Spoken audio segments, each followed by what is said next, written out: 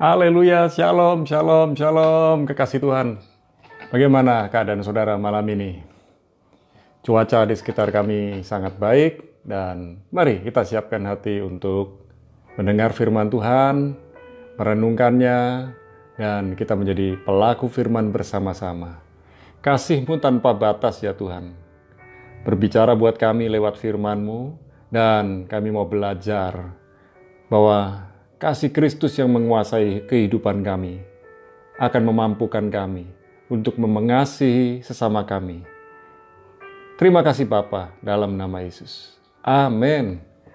Dalam tema kasih tanpa batas bagian yang kedua, Roma 12 ayat 13 sampai 16. Dikatakan Roma 12 ayat 13 sampai 16, bantulah dalam kekurangan orang-orang kudus dan usahakanlah dirimu untuk selalu memberikan tumpangan. Berkatilah siapa yang menganiaya kamu, berkatilah dan jangan mengutuk. Bersukacitalah dengan orang yang bersukacita, dan menangislah dengan orang yang menangis. Hendaklah kamu sehati sepikir dalam hidupmu bersama. Janganlah kamu memikirkan perkara-perkara yang tinggi, tetapi arahkanlah dirimu kepada perkara-perkara yang sederhana. Janganlah menganggap dirimu pandai. Saudara, kasih adalah karakter Kristus. Jadi kalau kita benar-benar tinggal di dalam Kristus, kita memiliki kasih. Dan ciri kasih Kristus adalah kasih yang tanpa batas. Jadi kasih yang tanpa batas itu artinya menembus batas-batas pikiran kita. Menembus batasan kita. Artinya menembus batasan yang kita buat. Seringkali kita membatasi dengan pola pikir kita, dengan apa yang kita lihat, dengan apa yang kita rasakan, dan dengan apa yang sedang terjadi. Jadi sekitar kita ini kadang-kadang bisa menekan kita, membuat kita stres, depresi. Tetapi kasih Kristus mengubahkan segalanya. Orang yang hidup di dalam kasih Kristus, dia akan melihat dengan mata Kristus. Dia akan berpikir dengan pikiran Kristus. Dia akan memiliki hatinya Kristus. Saudara, kasih adalah gaya hidup kerajaan Allah.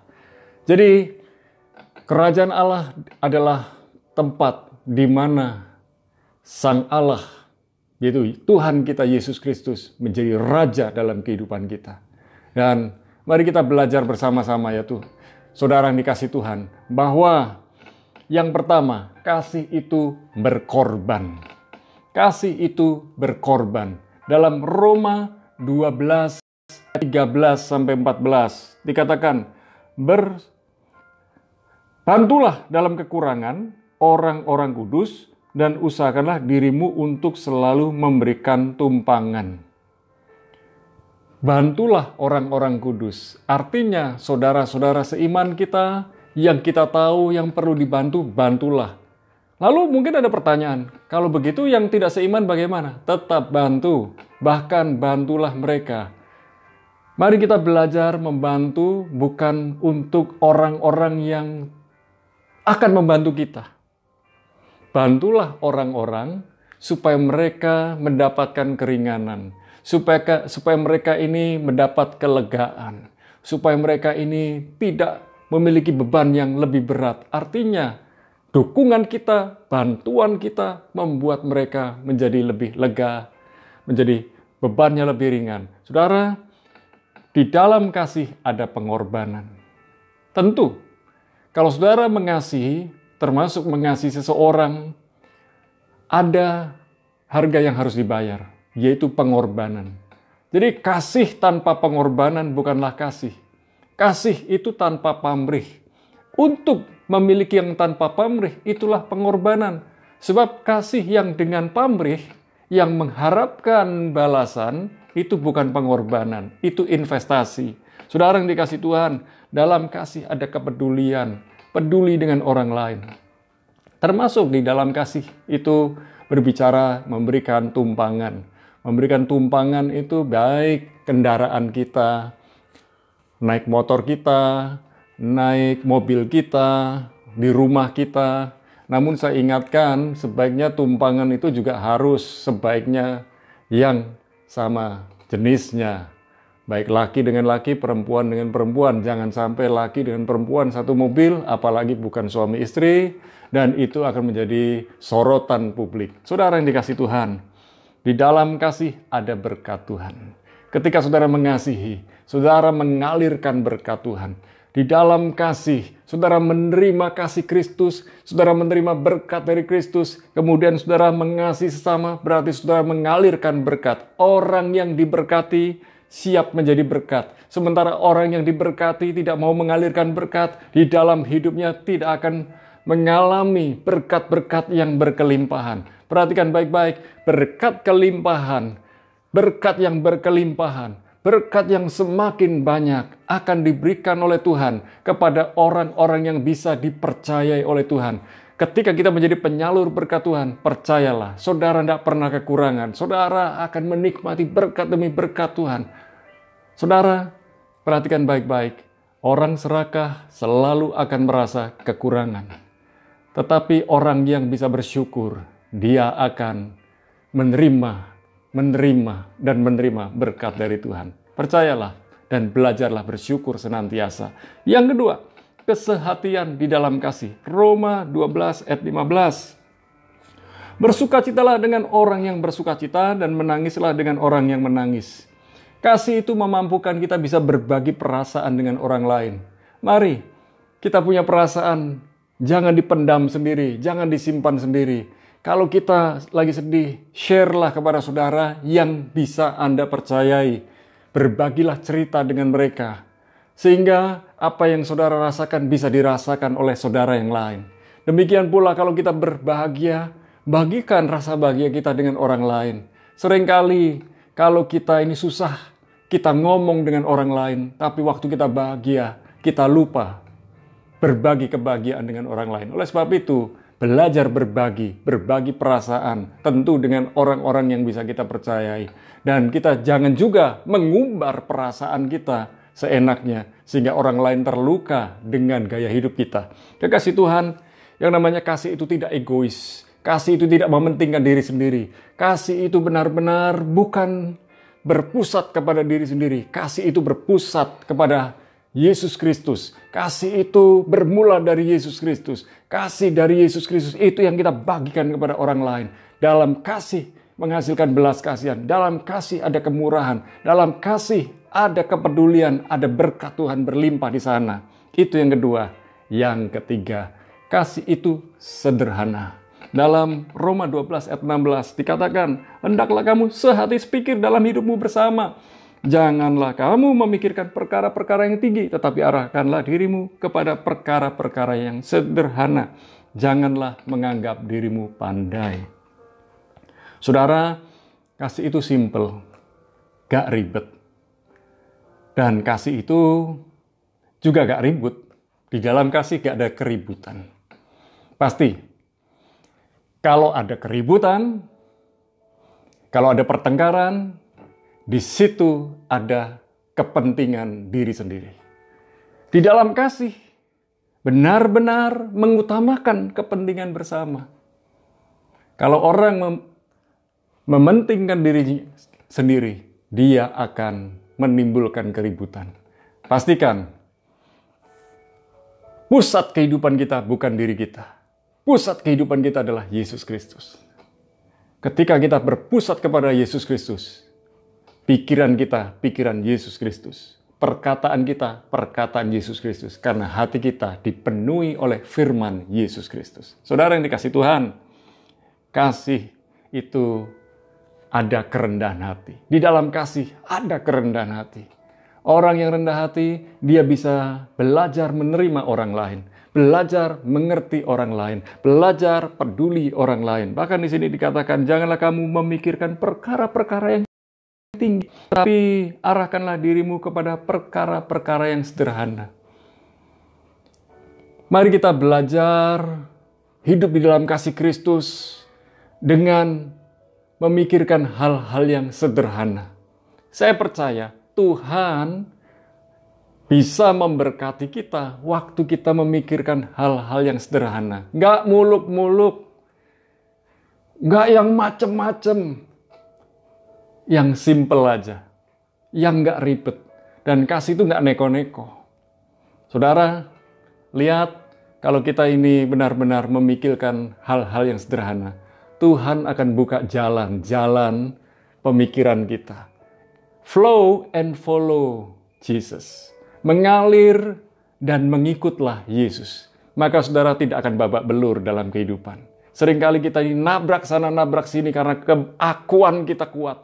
Egois. Maunya kita ini harus dituruti. Kalau enggak kita marah, kita kecewa, kita pahit. Di dalam kasih tidak ada kepahitan. Di dalam kasih tidak ada egois. Di dalam kasih tidak ada arogan. Di dalam kasih tidak ada memaksakan kehendak. Dan kasih itu nggak neko-neko. Jangan pernah menganggap diri kita pandai, pintar. Sekalipun kita memang pintar, tapi kita tahu semua hikmat kepandaian datang dari Tuhan. Dan kita selalu berkata, semua dari Tuhan, semua untuk Tuhan. Saya ada hari ini oleh karena Tuhan. Tanpa Tuhan, saya bukan siapa-siapa.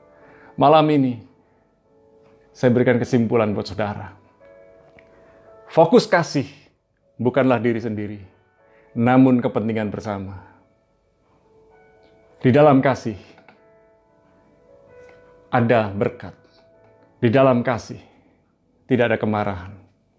Hanya kasih Kristus yang mengubahkan kehidupan kita. Dan kasih Kristus itu yang menguasai kita, memampukan kita menjadi berkat buat orang lain. Mari kita berdoa bersama. Bapa, dalam nama Yesus, malam ini kami mau belajar kasih tanpa batas. Kami mau belajar menerima orang lain apa adanya. Melayani orang lain dengan yang terbaik. Tanpa memandang muka, tanpa memandang bulu. Dan kami mau belajar Tuhan. Kasih-Mu yang menguasai kami. Menolong memampukan kami. Untuk berjalan dengan pemikiran-pemikiran yang sederhana. Dan kami percaya Tuhan yang menuntun kami. We will flow and follow you, God. Kami akan mengalir dan ikut Tuhan. Dan biarlah hari demi hari, tuntunan demi tuntunan Tuhan ada di depan kami. Sebab Tuhan yang menyediakan yang terbaik di depan kami. Kami percaya masa depan kami adalah masa depan yang indah. Masa depan yang penuh harapan. Masa depan yang gilang gemilang. Malam ini kami berdoa, kami minta kasih-Mu. Kami minta kasih-Mu yang tanpa batas. Kami minta kasih-Mu. Sekali lagi kami minta kasih-Mu. Menguasai hati kami, menguasai hidup kami. Sehingga pikiran kami, perkataan kami, kehidupan kami memancarkan kasih-Mu. Ya Tuhan, tolong kami untuk belajar berbelas kasihan, belajar murah hati, belajar menjadi saluran berkat buat orang lain. Dan malam ini hamba berdoa buat para kekasih Tuhan, di dalam pekerjaan mereka masing-masing, biarlah pekerjaan kami semua Tuhan tuntun, Tuhan berkati, bahkan Tuhan tolong, kami minta hikmat-Mu di dalam pekerjaan kami. Bahkan kami juga minta hikmat Tuhan dalam rumah tangga kami, dalam studi anak-anak Tuhan, dan dalam segala sesuatu yang dikerjakan bersama dengan Tuhan. Biarlah kami melihat tuntunan Tuhan. Biar kami melihat pimpinan Tuhan. Ya Roh Kudus, tolong kami. Terangi isi hati kami. Sehingga setiap pilihan dan keputusan kami selalu datang dari Tuhan. Ajar kami untuk merendahkan hati. Ajar kami juga untuk merendahkan diri. Mengambil waktu untuk bersekutu denganmu. Seperti malam hari ini kami berdoa ya Tuhan. Kuatkan dan teguhkan hati kami. Sembuhkan yang sakit. Pulihkan yang terluka. Dan kami minta ya Tuhan. Kuasa kasih-Mu mengalir dalam kehidupan kami. Mengubahkan kehidupan kami. Hari-hari ini yang sedang mengalami masalah dalam rumah tangga. Tuhan memberikan solusi jawaban. Yang hari-hari ini sedang mengalami sakit, Tuhan memberikan kesembuhan, pemulihan, dan mujizat. Yang hari-hari ini mengalami masalah dalam pekerjaan, Tuhan menyediakan jawaban-jawaban yang tepat pada waktunya. Terima kasih ya Tuhan. Malam ini kami juga berdoa buat bangsa negeri kami. Turunkan berkat-Mu. Turunkan kesembuhan dan mujizat dari-Mu. Di tengah-tengah situasi COVID-19 yang sedang mulai naik lagi kasusnya di negeri Indonesia. Kami percaya kuasa, kasih, dan kesembuhan dari Tuhan mengalir. Dan kami juga percaya proses vaksinasi, baik dosis pertama, dosis kedua, dosis ketiga, baik untuk anak-anak, lansia, maupun remaja, semua dapat terdistribusi dengan benar dan baik. Dan kami minta ya Tuhan, pulihkan ekonomi negeri Indonesia. Dan kami bersyukur dan berdoa. Malam ini, di saat kami berkumpul dengan keluarga kami, untuk family time, turunkan rahmat-Mu, berkat-Mu buat kami. Oleh sebab itu, malam ini kami mengangkat kedua tangan kami. Turunkan, curahkan, alirkan ya Tuhan, segala berkat-Mu yang terbaik di dalam nama Bapa dan Putra dan Roh Kudus, di dalam nama Yesus.